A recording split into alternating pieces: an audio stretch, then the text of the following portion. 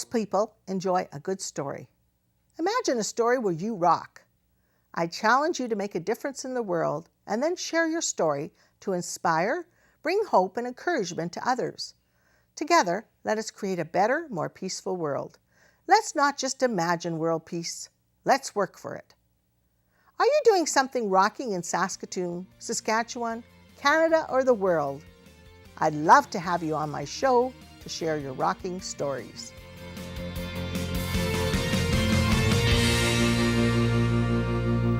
We are with Laurie O'Connor, with the Executive Director with the Saskatoon Food Bank. Welcome. Thank you for having me. Well, so tell us about the Saskatoon Food Bank and how it got started. You know, back in the 80s, when times were tough for people, a group of people got together and said, we need to do something. And the movement was sort of happening across the country. So in 1984, some people got together and found a space and started collecting donations and opened the doors for people to come for emergency food hampers. Mm-hmm. And so where was the first food bank? The first food bank was at St. Thomas Wesley Church, located there, and moved around a bit for a number of years, and then finally settled where we are now on Avenue C. And the board was very sort of forward-looking at the time and found a way to purchase that building. So they've had that building purchased for many, many years so that that burden can be removed from the staff who work there now. Mm-hmm. So that building has expanded too. It's not just a food bank, but they have other services. What are some of the other services there? Absolutely. So again, our forward-thinking board decided that we should be looking at addressing the root causes of poverty. So why are people living in poverty, and how can we help with those things? And so we developed some learning programs. So currently what we have is a literacy program, a workplace experience program where people can come and learn for 6 months with us to then move on to further employment. We have free clinical counseling with Catholic Family Services, so that's really important because we know mental health issues are abound in our community and it's difficult to find free counseling. We have an income tax program, which is volunteers come and do income taxes for people who live in poverty, and this year they were able to put over $16 million back into the local economy in uninterrupted benefits and tax returns. You know, so we have a very strong volunteer program with lots of really great things going on in the kitchen. So there's lots going on at the food bank, more so than the emergency food baskets. Well, that's wonderful. And how did you get started? You know, we moved to Saskatoon about 25 years ago. And over the course of the years, you know, I'd done this and that and this and that, and we moved away for a few years, and when we came back, I decided to study human resources. And when I was done, I was looking for a job in the private sector, and nothing really fit. And then a job came up in the Learning Center at the food bank. And so I applied and was interviewed. And after being hired, about 2 weeks in, I said to my husband, this feels like home. You know, this is where I was supposed to be. This is where I am supposed to be. And so I've been there almost 10 years now. Wonderful. Yeah, and just moved through different positions in the food bank so that I could sort of learn all the things that go on there, and then happy to assume the leadership role about 5 years ago. So why is it important to have the food bank?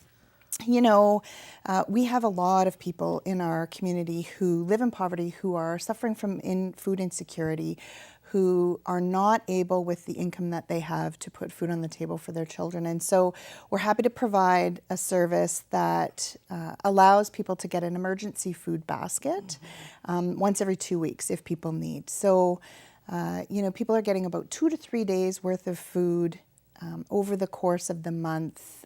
If they come twice, that would be 6 days worth of food. Not meant to be filling the shelves of people or filling people's cupboards at all, but really what we're doing is helping them make it through when their budgets are tight. And then, of course, offering all those other services, I think, to address why it is that people are having to use the food bank. And it is so important that we address all the concerns about people. And that's a huge part of the food bank, isn't it? Absolutely. So, you know, a lot of the work that we do in the community in collaboration with other organizations has to do around sort of looking at the systems that might be holding people in poverty and working towards changing those. So we've had lots of awareness raising campaigns with different groups, you know, to sort of help the community understand why it is that people who live in poverty are accessing our services. So let's talk a little bit about your volunteer program. Sure.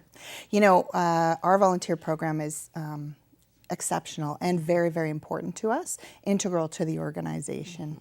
We have probably between 1,500 and 1,800 hours each month in volunteer service. That's a lot of hours. Absolutely. You know, without which we would not be able to carry out our programs the way we do. We have lots of different people who come to volunteer. So, of course, we have people working community service hours.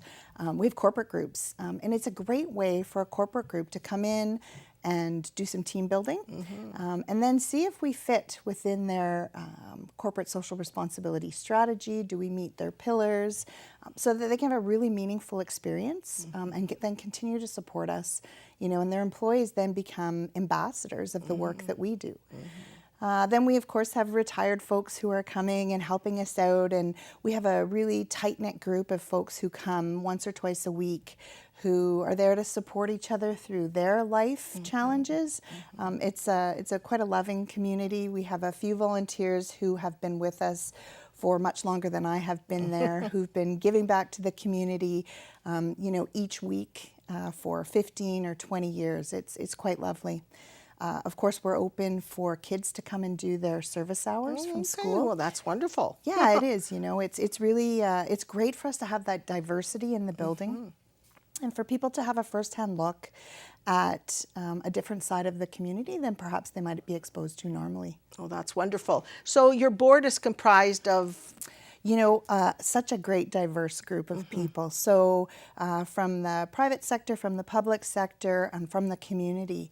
The board, a very dedicated group of individuals. We went through a big strategic planning process a couple of years ago, and they've been a big support to us, you know, as we sort of plan for the future and moving ahead. So a lovely group.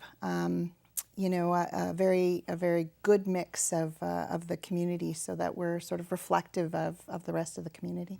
So do volunteers have to take a training program, or they just show up, or how does that happen? Yeah, you know, we have a volunteer coordinator. Her name is Dean. She's so much fun and full of enthusiasm. So people just can either phone or email into the food bank. On our website, there's actually a volunteer application. And then we have a little meeting with people, try and ensure that we're matching people up with their talents and their skills. And then they just come, they have a tour and a safety orientation, and then we get them right to work. And so what are your hours of operation? We are open 8 to 4, so people can come and volunteer sort of from 8:30 until 3:30, and you know, truly are the heart of the organization and helping us out. So, and jobs ranging from working in the warehouse to working in the sorting area, over at the clothing depot, all kinds of different things that volunteers do in our organization. And could they help with the learning center and all those? I know you have a kitchen there, so in the kitchen, do you teach people how to cook, or how does that work? Yeah, we have a great little program, a cooking class that is totally run by a volunteer. So we invite the community to come in and cook sort of foods that they might get in the food bank, or cook on a low budget and cook together. You know, building that sense of camaraderie and inclusion. It's a wonderful program, and we've been able to you know, bring together a group of people who come back each time we're holding that class, and build friendships. So it's quite lovely. And that's important, you know, part of our social life, and being able to connect with other people. And this is a good way to do that, through the food bank. Absolutely. So the food bank is more than just food, right? Yeah, it certainly is. You know, the Food Bank and Learning Center is an important part of this community, contributes greatly to this community, and I think is very well supported by this community. So it's a really interesting place, and often people say to us, "Oh, I didn't know you did so much down here." So it's great to be able to get the word out about all the things that we do to support people who are living in poverty. And it's very important to do that. And as a former teacher, I know that when children are hungry, it's hard to do your best work. So you're trying to combat that hunger. Yeah, absolutely. You know, we find that in the summer, when schools are closed, of course, with no lunch program, we see a little spike in usage. And of course, that's a big strain on our resources. More families are coming to the food bank over the summer months. And so we're really looking to the community to support us through the summer months with donations, because we don't want kids to be hungry simply because they're not in school. Yeah. So what kind of items are you looking for to donate? We have a most wanted items list on our website. We're looking for the most nutritious food possible. So usually we're thinking whole grain cereal or whole wheat pasta and sauce, canned fruit and canned vegetables, and of course baby food. That's tough for people to think about babies being hungry, but almost half of the people using the food bank are children. Oh my goodness. So there That's are definitely a huge number. Yeah, absolutely huge. Marion, we're actually seeing over 22,000 people a month now. Oh, that's a huge number. Yeah, absolutely. And so with almost half of those being kids, we definitely need baby food and formula, and then canned protein. That helps last through the week, canned tuna or canned beans, and then fruit juice too. So things that we know are going to feed people's good health are the kinds of things that we're looking to put in food hampers. Well, that is so important, and your job is so important. So again, remind us your website or phone number or how people can help or get a hold of you. What do they need to do? Sure. So really easy to find us on the internet, saskatoonfoodbank.org. Our phone number, our contact information, our emails are all there. All the wonderful programs that we have are there. We didn't get to squeeze in the gardening program, but we would love for people talk. to. Yeah, you talk a little bit about that. So we have this huge 1.5 acre garden downtown, with wonderful programming going on down there. Lots of learning going on, lots of partnering with the city of Saskatoon, and then they're growing fresh vegetables to come into the food baskets. Yeah. So what's your address? We're at 202 Avenue C South. We're open 8 to 4. People can come and access our services and find out about that Monday through Friday. Well, thank you very much for being on my show. Thank you very much. That was Laurie O'Connor with the Saskatoon Food Bank.